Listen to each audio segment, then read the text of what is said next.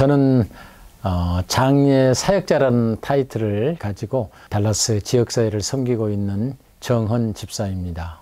장례 사역이라 하는 것은 일단은 장례에 대한 전문성 지식을 가지고 상을 당하신 유가족들의 좀 편안한 장례를 할 수 있도록, 상을 당하기 이전부터 또 장례 예시 끝날 때까지 그 차후의 모든 일을 돕는 사역을 장례 사역이라고 하겠습니다. 근데 비즈니스로만 가지고 어프로치를 하는 게 아니라 사역적인 차원, 즉 말하면 섬기는 차원, 마음이 일단은 좀 편안하게, 그리고 그럼으로 인해서 그 영적으로도 좀 성숙하고 또 편안한 삶을 살 수 있는 데까지 접근하는 것이 장례 사역의 일이라고 볼 수가 있겠습니다.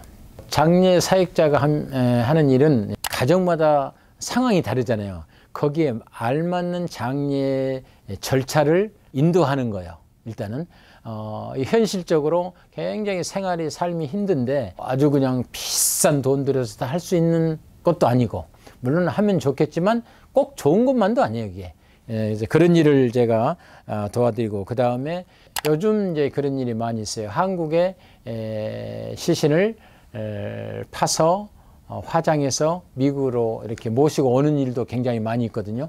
또 한국에 이제는 100% 화장이기 때문에 땅에 묻혀 계신 분들을 그렇게 하기도 하고, 그 다음에 장례식 사진, 또 영정사진 찍어드리고, 그 다음에 장지를 구입해 놓으신 장지가 있으면 그걸 확인해 드려요.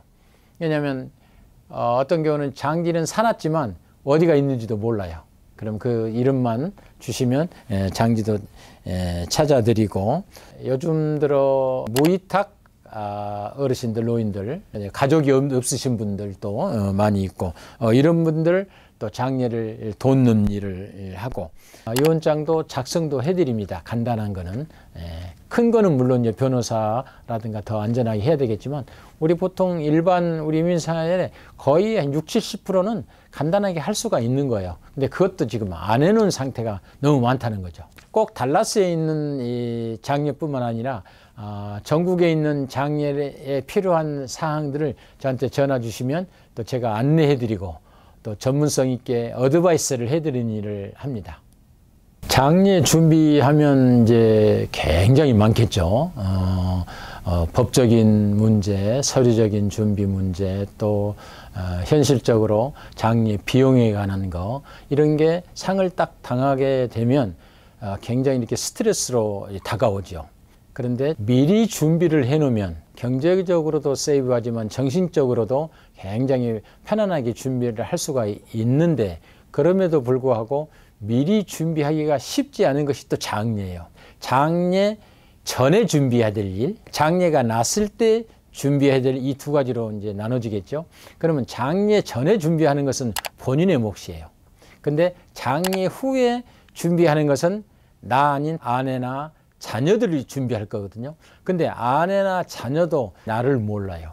내가 이런 생각을 가지고 나는 이런 장례를 이렇게 했으면 좋겠다, 이거를 한 번도 얘기해 본 적이 없기 때문에 남아있는 가족들은 휘네랄 홈, 휘네랄 디렉트에 의해서 하라는 대로 끌려갈 수밖에 없는 거예요. 그래서 장례 전에 준비할 것은 본인의 생각, 제가 지금 만들어 놓은 책자에도 쫙 있는데 한 몇십 가지 됩니다. 그게 그 중에는 본인의 인적사항도 필요하고 본인의 양력도 필요하고, 특히 쉬운 예로 사망진단서가 발급될 때 고인, 즉 본인의 부모님 성함을 적게 돼 있어요. 사망진단서에. 그런데 지금 뭐 7, 80 연세 드신 어르신들이 정말 돌아가시기 직전에 그 부모님 성함을 자녀들이, 손주들이 기억하는 확률이 제 경험으로 봤을 때 10%나 될까요?